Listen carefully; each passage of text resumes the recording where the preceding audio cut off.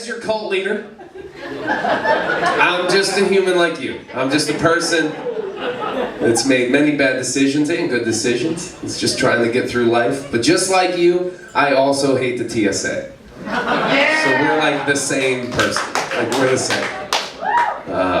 I travel a lot because I'm a comic, and when I go through TSA, I don't know about you guys, but I don't do the cancer machine. I don't do that. I opt out for the pat down because I'm going through my second divorce and I need physical contact. At this point, that's all I'm looking for. I find it just funny, TSA, because it's so strange. It's like they give you their little speech and they're like, okay, first I need to ask you, would you like to go to a private screening room before we do it? I'm like, no.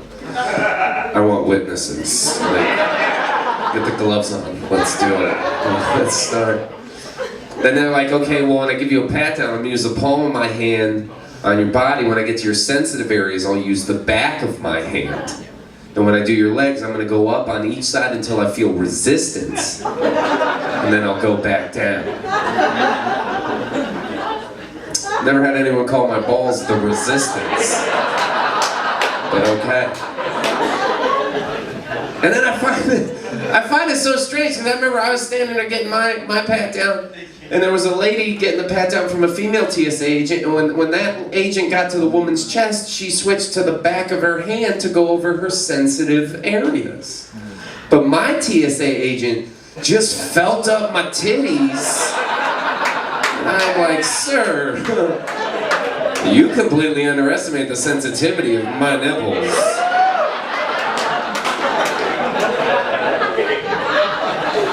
And once I knew he was interested, and he switched and went to start going up my legs. When he came up my legs, you guys can do this. When they start going up your leg, just meet them like a third of the way and just go, hello.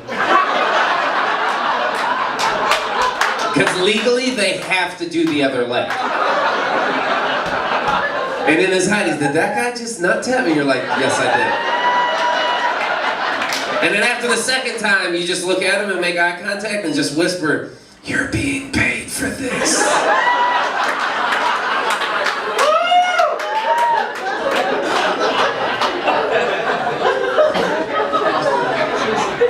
Here's just a fun fact about flying, about airports. Almost everybody at baggage claim is farting. 250 people just got a 3-hour airplane ride. They're just sitting there, don't do it, don't do it, don't do it, don't do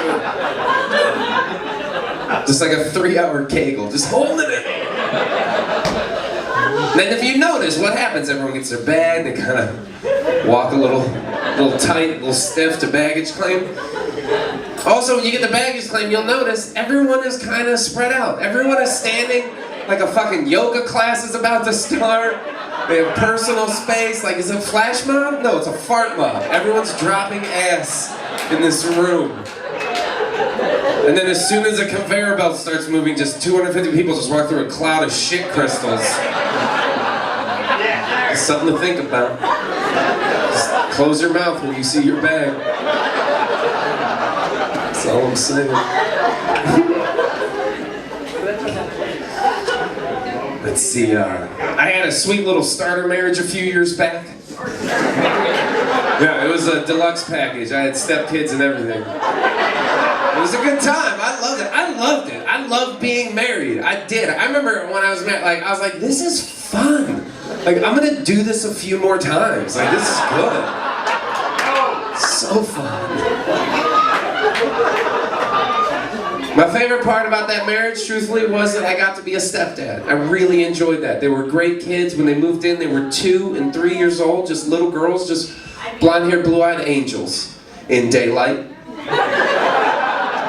But at midnight, in nothing but television light, the creepiest zombie kids you've ever seen. I remember one night at 8 o'clock, I tucked 2 princesses into bed, okay? At 10:30, my ex-wife went to bed. At 11 o'clock, I was sitting in a recliner that I don't own anymore. Just thinking about my life.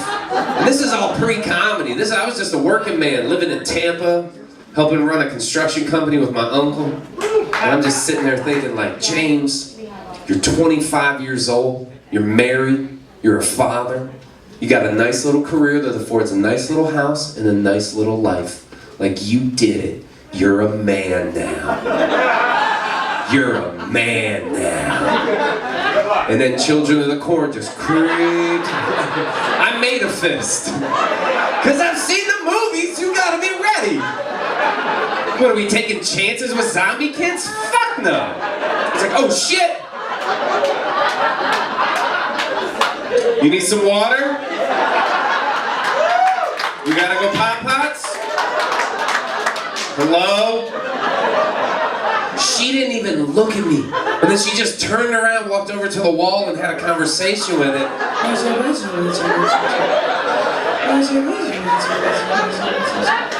Then she turned around, walked past me in my chair, through the kitchen, down the hallway, into her bedroom, up the stairs to the top bunk, laid back down, and went back to sleep. Who trusts that shit? I told my wife the next day, I was like, listen, I'm a grown man, okay? But from now on, we sleep with the bedroom door locked. Because if I wake up to poltergeist right here, I am punching her in the throat. I will keep hitting till I hear tears, because zombies don't cry. That's how you know. Once you hear tears, you scoop that child up. You tell it you love it. You put it back in bed and remind it sometimes nightmares feel real.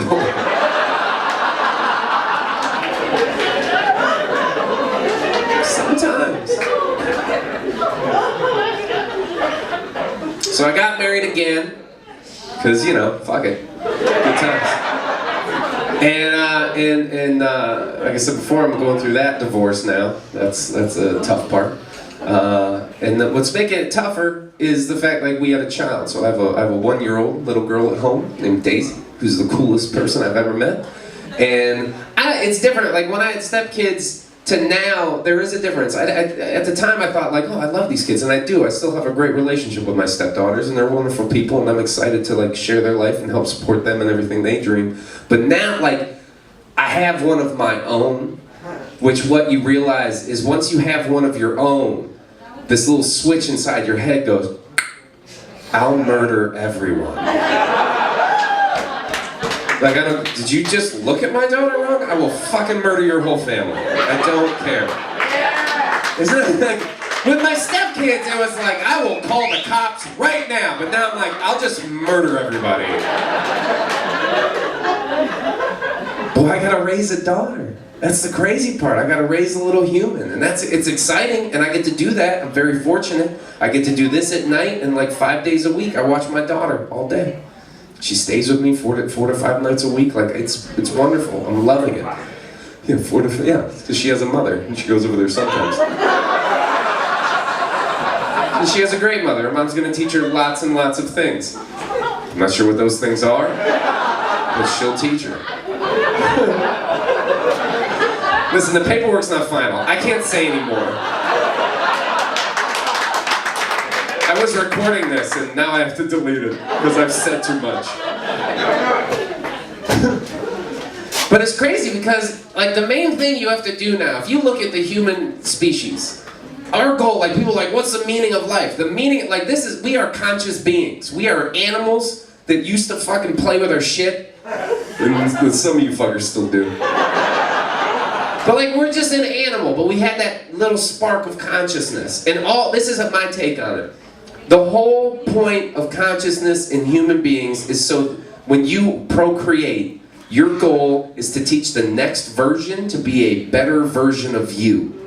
So everything, all those mistakes you made along the way, all those prejudices and bullshit that you realize later in life now, you need to pass that shit on sooner so you don't raise an asshole. Everyone should be becoming less asshole. But it doesn't feel that way, does it? It kind of feels like there's more assholes in the world. Like, this is where I know that. This is the scary part. Like, at the airport, this happens all the time now. This didn't happen 10 years ago. It's when you're on your plane, they get to where you're going, you land, they taxi you to the gate, and boom, 200 people take their seatbelt off, start getting their bag, but there's already one asshole at the back of the plane with their bag just charging. Truth is, I'm not even mad at that piece of shit. I'm not. I'm mad at the 200 other people who are just sitting in their seat like, what the fuck is this? Somebody should say something, that's rude. But nobody does, because they don't want to look rude. But listen, this is an asshole. They don't know, they're like a puppy. Assholes are puppies. If you don't teach a puppy you can't shit in the living room, it shits in the living room. And the good news is, it's just like a puppy. You ever see anybody doing anything assholish? It's very simple. You just make eye contact and go, no! No! Sit! Sit! And if that doesn't work, right on the nose. It's up to us.